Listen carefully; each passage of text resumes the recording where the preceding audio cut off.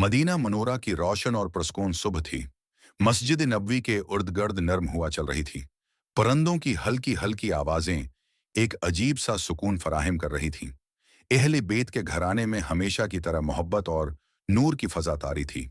उसी मोहब्बत भरे माहौल में नबी करीम के दो नूर नज़र नवासे, इमाम हुसन और इमाम हुसैन, बचपन की मासूम शरारतों और खेलों में मसरूफ थे।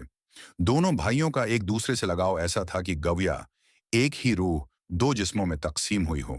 इस दिन आंगन में धूप नरम थी और दोनों शहजादे कभी पत्थर के छोटे छोटे ढेर बनाते, कभी दौड़ लगाते और कभी हंसते हुए एक दूसरे को छेड़ते।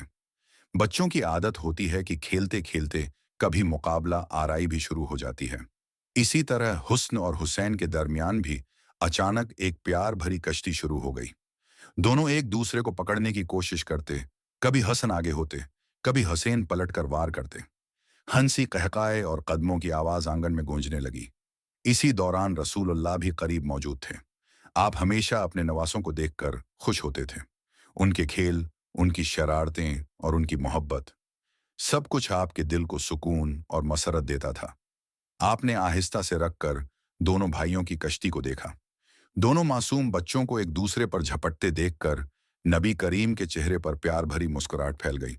कश्ती थोड़ी जोर पकड़ती गई तो नबी करीम ने हल्के से मगर मोहब्बत भरे अंदाज में आवाज दी, हुसैन, आगे बढ़ो, हसन को गिरा दो। इमाम हुसैन ने दादा की आवाज सुनी तो उनके चेहरे पर और ज्यादा एतमाद आ गया। उन्होंने जरा सी हिम्मत करके कश्ती में और जोश दिखाया। मगर यह सब खेल खेल में था। न उसमें सख्ती थी, न गुस्सा, सिर्फ मोहब्बत और मासूमियत का रंग था। हजरत फातिमा भी करीब खड़ी ये मंजर देख रही थी।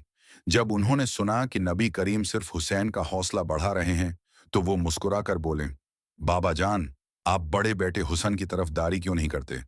आखिर वो भी तो आपके नवासे हैं। नबी करीम ने फातिमा की बात सुनी और एक ऐसी बात फरमाई जो रहती दुनिया तक अहले बेत की अजमत की अलामत बन गई। आपने फरमाया, ए फातिमा, मैं हुसैन की नहीं, जबराइल की मदद कर रहा हूं और जबराइल हुसैन की मदद कर रहा है। ये सुनकर वहां मौजूद सबके चेहरों पर एक मुस्कुराहट फैल गई। ये जमला सिर्फ शफकत नहीं, बल्कि इमाम हुसैन के मुस्तकबल और उनकी इज्मत का इशारा भी था। ये वही हुसैन थे जो बाद में मैदान करबला में हक और सच्चाई के इलमबरदार बनकर खड़े होंगे। कश्ती चंद लम्हों बाद खत्म हो गई। हुसन और हुसैन दोनों अपनी जगह रख गए, हानोप रहे थे मगर खुश थे। दोनों की मासूम हंसी पूरे घर में फैल रही थी।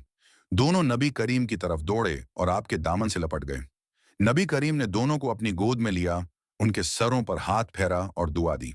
ये मंजर मोहब्बत और शफकत का एक ऐसा नमूना था जो रहती दुनिया तक अहले बेत के घर की पाकीज़गी और नूरानियत को जाहिर करता रहेगा। ये वाकया हमें बताता है कि रसूलुल्लाह को अपने नवासों से कितना प्यार था और वो किस तरह उनकी तरबियत मोहब्बत, शफकत और हिकमत के साथ करते थे। हसन और हुसैन की ये मासूम कश्ती सिर्फ खेल नहीं थी, बल्कि इसमें घर के माहौल की मोहब्बत, रसूल की शफकत और इमाम हुसैन की आइंदा अजमत का रूहानी इशारा भी छिपा हुआ था।